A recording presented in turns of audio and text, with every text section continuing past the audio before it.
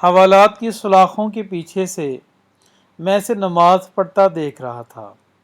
وہ 25-26 سال کا خوبصورت نوجوان قتل کے مقدمے میں 2 دن پہلے ہی یہاں لایا گیا تھا، جہاں سے چند دن بعد عدالتی کارروائی کے بعد اسے جیل منتقل کیا جانا تھا۔ اس کے خلاف کیس کافی مضبوط تھا، اس لیے گمان غالب تھا کہ 1-2 پیشیوں کے بعد ہی اسے سزائے موت سنا دی جائے گی۔ میں ایک پولیس والا ہوں، اور پہلے دن سے ہی میرا رویہ اور لہجہ اس کے ساتھ کافی سخت رہا تھا، لیکن اس کے لبوں پر ہمیشہ ایک دل موہ لینے والی مسکراہٹ ہوتی تھی، اور ہمیشہ وہ مجھے بڑا سمجھتے ہوئے ادب اور احترام اور نرم لہجے سے بات کرتا تھا وہ، اور مجھ جیسا سخت انسان بھی 2 دن میں ہی اس کے اچھے اخلاق کے سامنے ہار گیا تھا۔ اب وہ سلام پھیرنے کے بعد دعا مانگ رہا تھا۔ میں اسے دیکھتا ہی رہ گیا کہ وہ کس طرح خشوع و خضوع سے اور بہت ہی توجہ کے ساتھ دعا مانگ رہا تھا، جیسے وہ جس سے مانگ رہا ہے وہ اس کے بالکل سامنے بیٹھا ہو۔ دعا کے بعد اس کی نظر مجھ پر پڑی تو اس کے لبوں پر پھر وہی مسکراہٹ نمودار ہوئی۔ وہ اٹھ کر میرے پاس آیا اور ہمیشہ کی طرح میرا حال احوال پوچھا۔ آج خلاف معمول میرا لہجہ کافی نرم تھا۔ باتوں کے دوران میں نے اس سے پوچھا، کیا واقعی اس نے قتل جیسا جرم کیا ہے؟ کیونکہ مجھے اس کی معصومیت سے نہیں لگ رہا تھا کہ وہ قتل جیسا جرم کر سکتا ہے۔ اس نے مسکراتے ہوئے جواب دیا، ایک انسان کا قتل پوری انسانیت کا قتل ہے، تو پھر میں ایسا گھناؤنا جرم کیسے کر سکتا ہوں؟ تو پھر میں نے سوالیہ نظروں سے اس کی طرف دیکھا تو اس نے بولا، جب اللہ اس دنیا میں کسی کو اختیار دیتا ہے تو اکثر لوگ بھول جاتے ہیں کہ یہ اختیارات اللہ کی طرف سے امانت ہیں۔ وہ ان سب کو اپنا کمال اور حق سمجھ بیٹھتے ہیں۔ میرے ساتھ بھی ایسا ہی ہوا۔ ہمارے علاقے کا ایک بااثر انسان نے قتل کر دیا۔ اتفاق سے میں وہاں سے چند قدم دور بیٹھا ہوا تھا۔ اس نے الزام مجھ پر لگا دیا، جھوٹے گواہ بھی تیار کر لیے، اور میں یہاں آ گیا۔ مجھے دکھ سا ہوا۔ تو تمہارے گھر والوں نے کچھ نہیں کیا؟ میں نے پوچھا۔ گھر والوں نے اپنی سی کوشش کی، لیکن وہاں بعد اس معاشرے میں لوگ بھی ڈر کے مارے اسی کا ساتھ دیتے ہیں جو طاقتور ہو۔ ہمارے معاشرے کی یہ روایت ہے۔ وہ پھر سے مسکرا دیا۔ مجھے اس کا سکون کو دیکھ کر حیرت ہوئی۔ تمہیں ڈر نہیں لگتا؟ ہو سکتا ہے کہ کچھ دنوں تک تمہیں موت کی صدا سنا دی جائے۔ وہ بڑے اعتماد سے بولا، انشاءاللہ مجھے کچھ نہیں ہوگا۔ میں نے اس کے آگے اپنی عرضی رکھ دی ہے، جس کے سامنے بڑے سے بڑے بادشاہ کی بھی کوئی حیثیت نہیں۔ اس نے پر یقین لہجے میں جواب دیا۔ میں نے پھر سوالیہ نظروں سے اسے دیکھا تو اس نے بولا، میں اپنے اللہ کی بات کر رہا ہوں، اسے میرے بے گناہی کا علم ہے اور وہ مجھے کچھ نہیں ہونے دے گا۔ اس کے ہر لفظ سے محبت ٹپک رہی تھی۔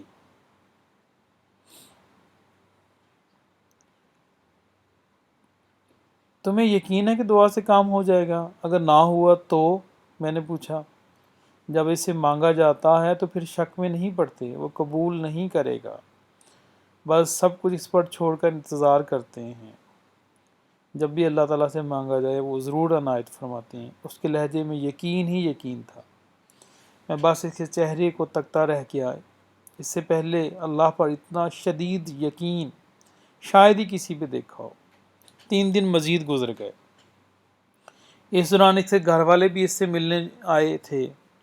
وہ اپنے والدین کا اکلوتا بیٹا تھا۔ ماں کا رو رو کر برا حال تھا، لیکن اس کے سکون میں کوئی کمی نہیں آئی تھی۔ وہ مسلسل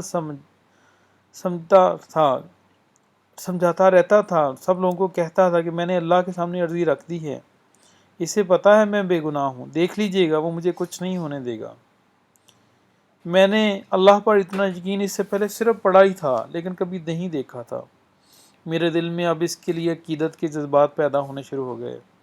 شاید اللہ کی محبت ہوتی ہی ایسے ہے جو پتھر دل کو بھی پگھلا دیتی ہے۔ پھر جب اسے عدالت میں پیش کیا جانا تھا، اس سے 1 دن پہلے عجیب واقعہ ہوا۔ جس شخص نے خود قتل کر کے الزام اس پر لگایا تھا، وہ اپنی بیوی اور اکلوتے بچے کے ساتھ گاڑی میں کہیں جا رہا تھا۔ اسے ایک خوفناک حادثہ پیش آیا۔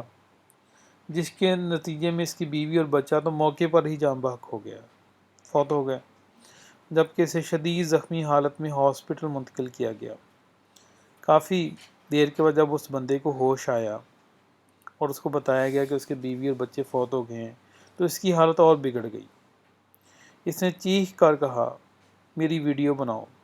بار بار اصرار پر ڈاکٹر نے نرس کو ویڈیو بنانے کا اشارہ کیا تو اس نے ویڈیو میں بڑی مشکل سے اپنے جرم کا اعتراف کیا اور اس نوجوان کو بے گناہ قرار دے کر ہاتھ جوڑ کر معافی بھی مانگی، اور اس نے ڈاکٹر سے وعدہ لیا کہ وہ یہ ویڈیو ضرور پولیس اسٹیشن لے کر جائے گا۔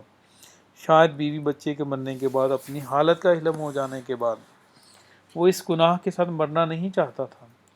ادھر ویڈیو پولیس اسٹیشن پہنچی، ادھر وہ آدمی مر گیا۔ آج عدالت میں اس کی پیشی تھی۔ عدالت کے سامنے اس کی بے گناہی کا ناقابل تردید ثبوت ویڈیو کی شکل میں موجود تھا، لہٰذا اسے باعزت بری کر دیا گیا۔ میں کمرہ عدالت میں کھڑا گمسم سوچ رہا تھا کہ اللہ ان بندوں کو جو صحیح معنوں میں اس پر ایمان لاتے ہیں، ان کی ایسے بھی مدد کر سکتا ہے۔ اس کی ہتھکڑیاں کھول دی گئی تھیں، ماں روتے ہوئے اسے لپٹ گئی، باپ کی آنکھوں میں بھی آنسو آ گئے۔ آج اس کی آنکھوں میں بھی آنسو تھے کہ شاید اس وجہ سے کہ اللہ نے اسے ان حالات میں تنہا نہیں چھوڑا، اس طرح سے اس کی مدد کی جس کا کسی کو وہم و گمان تک نہ تھا۔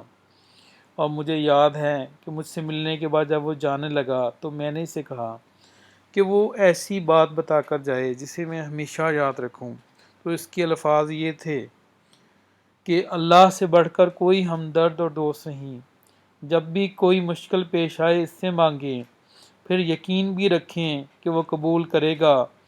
وہ اللہ محض کسی سوچ یا تصور کا نام نہیں ہے، بلکہ وہ زندہ ہے، حی و قیوم ہے، حقیقت ہے۔ وہ اس وقت بھی ہمارا ساتھ ہے، شارک سے بھی قریب ہے۔ وہ ہمیں دیکھتا رہتا ہے کہ مشکل میں ہمارا رد عمل کیا ہوگا۔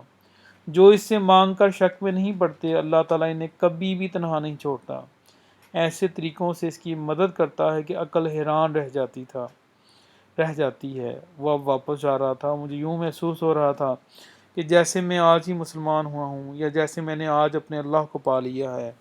تو اس سے بہترین نتیجہ یہ نکلتا ہے جب بھی کوئی مشکل ہو اللہ سے مانگو، اللہ پہ یقین کرو، انشاءاللہ سارے مسئلے حل ہو جائیں گے۔